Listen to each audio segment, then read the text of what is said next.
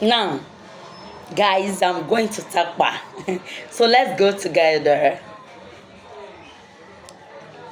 Gbogbo ẹ̀yin ọmọ Tapa lórígun mẹ́rẹ̀ẹ̀rin àgbáyé, ẹ mọ̀ bọ́ lọ́dọ̀ mi.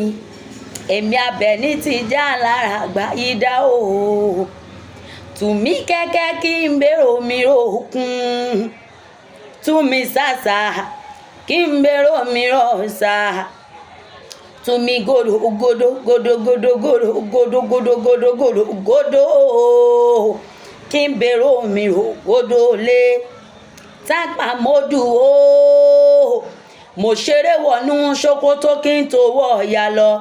Èrò kéńgbà ẹ ò gbọ́dọ̀ wẹ̀yìn wò. Èèyàn tó bá wẹ̀yìn wò mo lólùwárí ní wílé. Agbégunu ní gbowó. Èèyàn tó gbowó ní gbégunu. Àfínjú Tapa ní bẹ́ẹ̀. Gbogbo nyàlènyàlè tó bá yan Tapa. Tó bá yan Tapa. Tó bá yan Tapa yóò sì sinmi agbájá. Èmi tí mo yọ ọ̀rẹ́ tí mo yan Tapa lálẹ́. Ẹbí mi pé kí mo rí fún Tapa rí náà.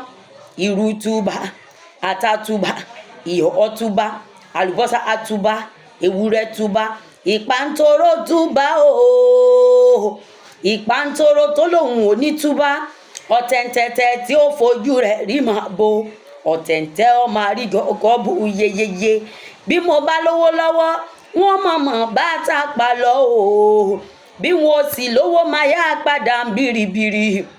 Mo kí babaláwo ó rojú kókó. Mo kí ìgùnnú rojú kókó. Àbí ti Tapa tí wọ́n ò ṣe ni. Ọ̀rúnmìlà dákun dábọ̀ fi dénú o.